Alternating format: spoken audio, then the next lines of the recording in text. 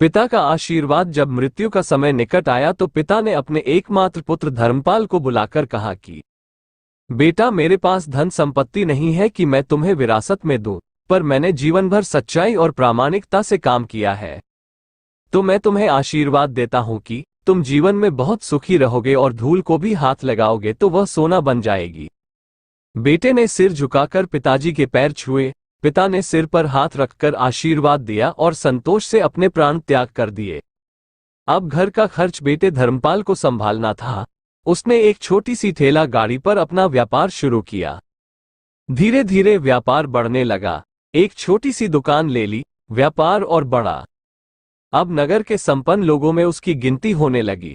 उसको विश्वास था कि यह सब मेरे पिता के आशीर्वाद का ही फल है, क्योंकि उन्होंने जीवन में दुख उठाया पर कभी धैर्य नहीं छोड़ा, श्रद्धा नहीं छोड़ी, प्रामाणिकता नहीं छोड़ी। इसलिए उनकी वाणी में बल था और उनके आशीर्वाद फलीभूत हुए और मैं सुखी हुआ। उसके मुंह से बार बार यह बात निकलती थी।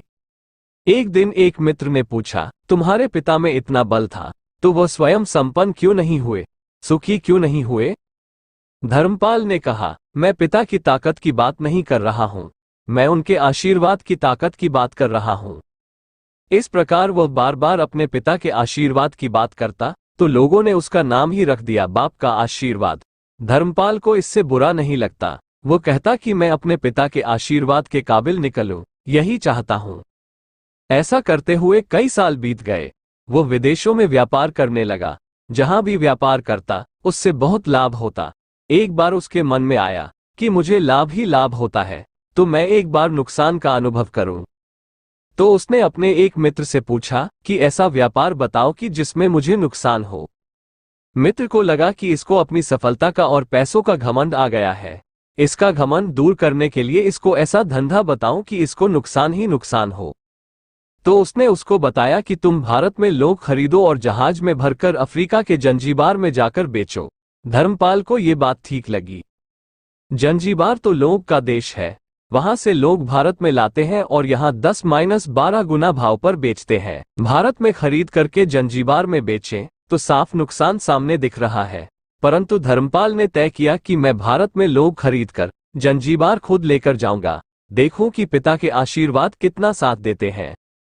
नुकसान का अनुभव लेने के लिए उसने भारत में लोग खरीदे और जहाज में भरकर खुद उनके साथ जंजीबार द्वीप पहुंचा। जंजीबार में सुल्तान का राज्य था।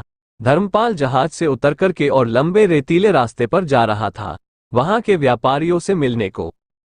उसे सामने से सुल्तान जैसा व्यक्ति पैदल सिपाहियों के साथ आता हुआ दिखाई दिया।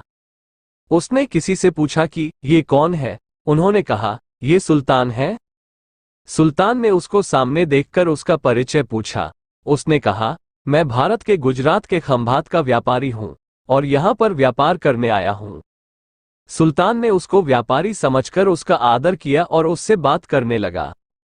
धर्मपाल ने देखा कि सुल्तान के साथ सैकड़ों सिपाही हैं, परंतु उनके हाथ में तलवार, बंदूक आदि कुछ भी न होकर बड़ी बड़ी छलनियां हैं। उसको आश्चर्य हुआ। उसने विनम्रतापूर्वक सुल्तान से पूछा, आपके सैनिक इतनी छलनी लेकर के क्यों जा रहे हैं? सुल्तान ने हंसकर कहा, बात यह है कि आज सवेरे मैं समुद्र तट पर घूमने आया था, तब मेरी उंगली में से एक अंगूठी यहां कहीं निकलकर गिर गई। अब रेत में अंगूठी कहां गिरी पता नहीं, तो इसलिए मैं इन सैनिकों को साथ लेकर आया हूं। ये रेत छानकर मेरी अंगूठी उसमें से तलाश करेंगे। धर्मपाल ने कहा, अंगूठी बहुत महंगी होगी। सुल्तान ने कहा, नहीं, उससे बहुत अधिक कीमत वाली अनगिनत अंगूठी मेरे पास है, पर वह अंगूठी एक फकीर का आशीर्वाद है।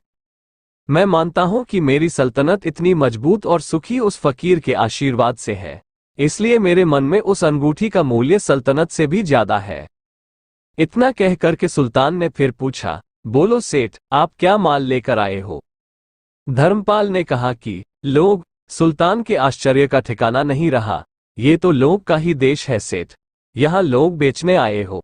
किसने आपको ऐसी सलाह दी? जरूर वो कोई आपका दुश्मन होगा। यहाँ तो एक पैसे में मुट्ठी भर लौंग मिलते हैं, यहाँ लौंग को कौन खरीदेगा? और तुम क्या कमाओगे?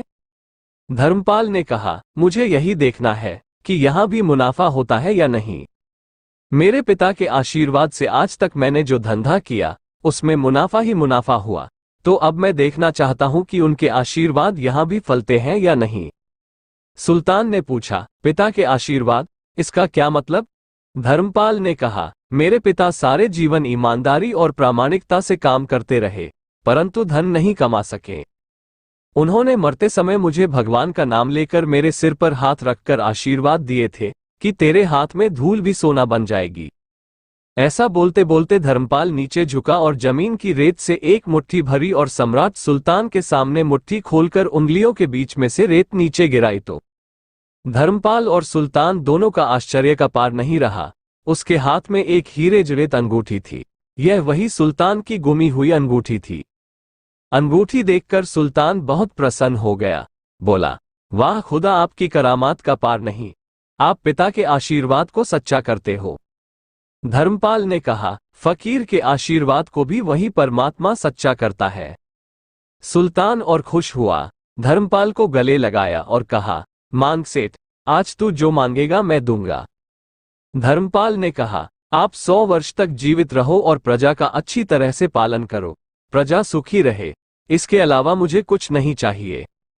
सुल्तान और अधिक प्रसन्न हो गया। उसने कहा, सेठ, तुम्हारा सारा माल मैं आज खरीदता हूं और तुम्हारी मुंह मांगी कीमत दूंगा। इस कहानी से शिक्षा मिलती है कि पिता के आशीर्वाद हो तो दुनिया की कोई ताकत कहीं भी तुम्हें पराजित नहीं होने देगी।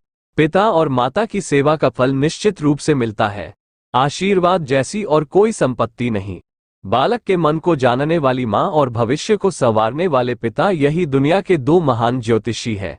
अपने बुजुर्गों का सम्मान करें, यही भगवान की सबसे बड़ी सेवा है।